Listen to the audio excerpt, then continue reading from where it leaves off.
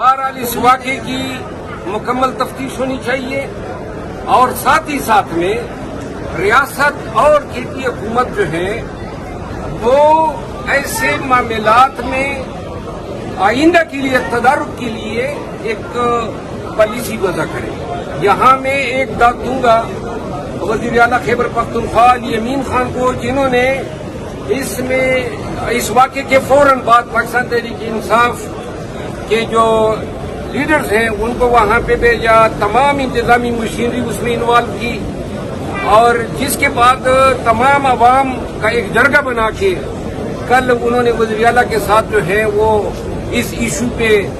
एक तस्वीर पे वो पहुंच गए हैं। बहरहाल ये मसला जो है बड़े खुशअस्लूबी से खैबर पख्तूनख्वा की हुकूमत ने जो है फिल वक्त जो है अपने इकदाम उठाए हैं।